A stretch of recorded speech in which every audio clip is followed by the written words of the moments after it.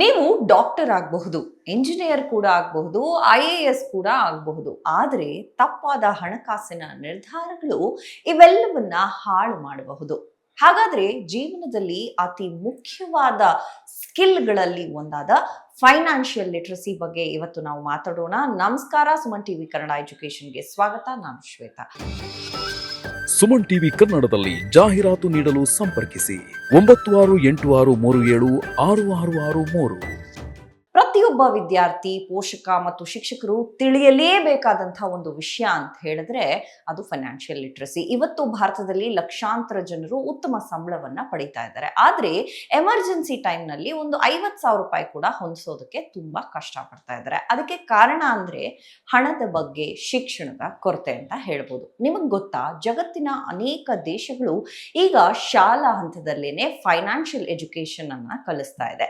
Finland, Singapore, Australia, America ಮುಂತಾದ ದೇಶಗಳಲ್ಲಿ ಮಕ್ಕಳಿಗೆ ಚಿಕ್ಕ ವಯಸ್ಸಿನಿಂದಲೇ budget, savings, investment, tax, loans ಇದ್ರ ಬಗ್ಗೆ ಎಲ್ಲ ಮೂಲಭೂತ ಜ್ಞಾನವನ್ನ ನೀಡಲಾಗ್ತಾ ಇದೆ. ಆದ್ರೆ ನಮ್ಮಲ್ಲಿ ಏನಾಗ್ತಾ ಇದೆ, 18 ವರ್ಷ ತುಂಬುತ್ತಿದ್ದಂಗೆ ಬ್ಯಾಂಕ್ ಖಾತೆ ತೆರಿತೀವಿ, ಕ್ರೆಡಿಟ್ ಕಾರ್ಡ್ಗಳನ್ನ ತೆಗೆಸ್ಕೊಡ್ತೀವಿ, ಎಜುಕೇಶನ್ ಲೋನ್ ತಗೊಳ್ತೀವಿ, ಕೆಲವರು ಸ್ಟಾಕ್ ಮಾರ್ಕೆಟ್ಗೂ ಕಾಲಿಡ್ತಾರೆ. ಆದ್ರೆ ಬಡ್ಡಿ ಹೇಗೆ ಕೆಲಸ ಮಾಡುತ್ತೆ, ಸಾಲದ ಹೊರೆಯನ್ನ ನಾವು ಹೇಗೆ ಕಡಿಮೆ ಮಾಡ್ಕೊಳ್ಬಹುದು, ಹಣದ ಅಬ್ಬರ ನಾವು ಹೇಗೆ ಕಡಿಮೆ ಮಾಡ್ಬೋದು, ಇವೆಲ್ಲದರ ಬಗ್ಗೆ ಸರಿಯಾದ ಅರಿವು ನಮ್ಗೆ ಇರೋದಿಲ್ಲ.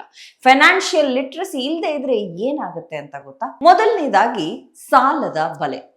ಅಗತ್ಯವಿಲ್ಲದ EMIಗಳು, ಕ್ರೆಡಿಟ್ ಕಾರ್ಡ್ ಸಾಲಗಳು, ಪರ್ಸನಲ್ ಲೋನ್ಗಳ ಹೊರೆ ಅನೇಕ ಯುವಕರನ್ನ ಆರ್ಥಿಕ ಒತ್ತಡಕ್ಕೆ ತಳ್ತಾ ಇದೆ. ಇನ್ನು ಎರಡನೇದಾಗಿ ನೋಡೋದಕ್ಕೆ ಹೋದ್ರೆ ಮೋಸಗಳಿಗೆ ಬಲಿಯಾಗುವಂತಹ ಸಾಧ್ಯತೆ ಸಹ ಇದೆ. ಒಂದು ತಿಂಗಳಲ್ಲಿ ಹಣ ಡಬಲ್ ಆಗುತ್ತೆ, 30 ದಿನದಲ್ಲಿ ನೀವು ಲಕ್ಷಾಧಿಪತಿ ಆಗ್ತೀರಾ. ಇಂತಹ ನಕಲಿ ಯೋಜನೆಗಳಿಗೆ ಹಲವಾರು ಜನ ಹಣವನ್ನ ಕಳೆದುಕೊಳ್ತಾ ಇದ್ದಾರೆ. ಇನ್ನು ಮೂರನೇದಾಗಿ ಭವಿಷ್ಯದ ಬಗ್ಗೆ ಭದ್ರತೆ ಕಳೆದು ಹೋಗ್ತಾ ಇದೆ. ಎಮರ್ಜೆನ್ಸಿ ಫಂಡ್ಸ್ ಇಲ್ಲ, ಸೇವಿಂಗ್ಸ್ ಇಲ್ಲ, ರಿಟೈರ್ಮೆಂಟ್ ಪ್ಲಾನಿಂಗ್ ಇಲ್ಲ. ಹೀಗಾಗಿ ಸಣ್ಣ ಸಮಸ್ಯೆಯೂ ಸಹ ದೊಡ್ಡ ಸಂಕಷ್ಟದಂತೆ ಆಗಬಹುದು ಮುಂದೊಂದು ದಿನ. ಹಾಗಾದ್ರೆ ಫೈನಾನ್ಷಿಯಲ್ ಲಿಟ್ರಸಿಯ ಲಾಭಗಳೇನು ಅಂತ ಹೇಳಿ ನೋಡೋಣ. ಮೊದಲನೇದಾಗಿ ಹಣದ ಬಗ್ಗೆ ಆತ್ಮವಿಶ್ವಾಸ ಬರುತ್ತೆ. ಎಷ್ಟು ಸಂಪಾದಿಸಿದ್ರೆ ನಾವು ಎಷ್ಟು ಖರ್ಚು ಮಾಡಬೇಕು, ಎಷ್ಟನ್ನ ನಾವು ಸೇವಿಂಗ್ಸ್ ಮಾಡಬಹುದು, ಇದೆಲ್ಲದ್ರ ಬಗ್ಗೆ ಒಂದು ಸ್ಪಷ್ಟತೆ ಸಿಗ್ತಾ ಹೋಗುತ್ತೆ. ಇನ್ನು ಎರಡನೇದಾಗಿ ಸೇವಿಂಗ್ ಮಾಡುವಂತಹ ಅಭ್ಯಾಸವನ್ನ ನಾವು ಬೆಳೆಸ್ಕೊಳ್ಬಹುದು. ಸಣ್ಣ ಮೊತ್ತದಿಂದಲೇ ಆರಂಭಿಸುವಂತಹ ಒಂದು ಉಳಿತಾಯ ಭವಿಷ್ಯದಲ್ಲಿ ದೊಡ್ಡ ಆರ್ಥಿಕ ಶಕ್ತಿಯಾಗಿ ನಮಗೆ ನಿಲ್ಲಬಹುದು. ಇನ್ನು ಮೂರನೇದಾಗಿ ಇನ್ವೆಸ್ಟ್ಮೆಂಟ್ ಬಗ್ಗೆ ಅರಿವು ಬರುತ್ತೆ. ಹಣ ಕೇವಲ ಬ್ಯಾಂಕ್ಗಳಲ್ಲಿ ಸುಮ್ಮನೆ ಇರದೆ ನಮಗಾಗಿ ಕೆಲಸ ಮಾಡೋದಕ್ಕೆ ಶುರು ಮಾಡುತ್ತೆ. ಇನ್ನು ನಾಲ್ಕನೇದಾಗಿ ಹಣದ ಬಗ್ಗೆ ಕುಟುಂಬದಲ್ಲೂ ಉತ್ತಮ ಒಂದು ಡಿಸಿಪ್ಲಿನ್ ಬೆಳೆಯುತ್ತೆ. ಮಕ್ಕಳಲ್ಲಿ ಹಣದ ಬಗ್ಗೆ ಒಂದು ಮೌಲ್ಯ ಹೆಚ್ಚಾಗುತ್ತೆ, ಅವರು ಅದ್ರ ಬಗ್ಗೆ ತಿಳ್ಕೊಳ್ತಾರೆ, ಅನಗತ್ಯ ಖರ್ಚು ಕಡಿಮೆ ಆಗ್ಬಹುದು. ಹಾಗಾದ್ರೆ ಇದನ್ನ ಶಾಲೆಗಳಲ್ಲಿ ನಾವು ಯಾಕೆ ತರಬಾರ್ದು, ಯಾಕೆ ಇಂಟ್ರೊಡ್ಯೂಸ್ ಮಾಡಬಾರ್ದು? ಪ್ರತ್ಯೇಕ ಫೈನಾನ್ಷಿಯಲ್ ಲಿಟ್ರಸಿಯನ್ನ ಪ್ರತ್ಯೇಕವಾಗಿ ಸಬ್ಜೆಕ್ಟ್ ಆಗಿಸುವಂತಹ ಅಗತ್ಯ ಇಲ್ಲ. ಬದಲಾಗಿ ಇದನ್ನ ತರಗತಿಯಲ್ಲಿ ಬಡ್ಜೆಟ್ ಮಾಡೋದು ಹೇಗೆ, ಉಳಿತಾಯದ ಮಹತ್ವ ಏನು, ಬ್ಯಾಂಕಿಂಗ್ ವ್ಯವಸ್ಥೆ ಹೇಗೆ ನಡೆಯುತ್ತೆ, ಡಿಜಿಟಲ್ ಪೇಮೆಂಟ್ ಹೇಗೆ, ಟ್ಯಾಕ್ಸ್ ಅಂದ್ರೆ ಏನು, ಇವೆಲ್ಲದ್ರ ಬಗ್ಗೆ ಹೇಳ್ಕೊಡ್ಬೋದು. ಇನ್ವೆಸ್ಟ್ಮೆಂಟ್ ಬೇಸಿಕ್ಸ್ ಅಂತಹ ಕೆಲವು ವಿಷಯಗಳನ್ನ ಸಹ ಸರಳವಾಗಿ ಮಕ್ಕಳಿಗೆ ಅರ್ಥ ಮಾಡಿಸಬಹುದು. ಆದ್ರೆ ಇದಕ್ಕೆ ಕೆಲವು ಸವಾಲುಗಳು ಇದೆ. ಎಲ್ಲ ಮಕ್ಕಳಿಗೂ ಒಂದೇ ಆರ್ಥಿಕ ಹಿನ್ನೆಲೆ ಇರೋದಿಲ್ಲ. ಆದ್ರಿಂದ ವಿಷಯವನ್ನ ಅಂಕಗಳಿಗಾಗಿ ನಾವು ಹೇಳ್ಕೊಡೋದಕ್ಕಾಗಲ್ಲ.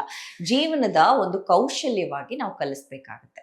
ಕೊನೆಗೆ ಇಲ್ಲಿ ವಿಷಯವನ್ನ ನೆನ್ಪಿಟ್ಕೊಳ್ಬೇಕಾಗತ್ತೆ. ಶಾಲೆ ನಮಗೆ ಹೇಗೆ ಕೆಲಸ ಮಾಡಬೇಕು ಅನ್ನೋದನ್ನ ಕಲಿಸುತ್ತೆ. ಆದ್ರೆ ಫೈನಾನ್ಷಿಯಲ್ ಲಿಟ್ರಸಿ ನಮಗೆ ಆ ಹಣವನ್ನ ಕೆಲಸ ಮಾಡಿ ಪಡ್ಕೊಂಡಂತಹ ಒಂದು ಸಂಬಳವನ್ನ ಹೇಗೆ ಉಳಿಸ್ಬೇಕು, ಬೆಳೆಸ್ಬೇಕು ಮತ್ತು ಬದುಕನ್ನ ಸುರಕ್ಷಿತವಾಗಿಸ್ಕೋಬೇಕು ಅನ್ನೋದನ್ನ ಕಲಿಸೋ ತರ ಆಗ್ಬೇಕು. 21ನೇ ಶತಮಾನದಲ್ಲಿ ಕೋಡಿಂಗ್ ಎಷ್ಟು ಮುಖ್ಯನೋ ಫೈನಾನ್ಷಿಯಲ್ ಲಿಟ್ರಸಿ ಕೂಡ ಅಷ್ಟೇ ಮುಖ್ಯ ಅಂದ್ರೆ ಬಹುಶಃ ತಪ್ಪಾಗಲ್ಲ.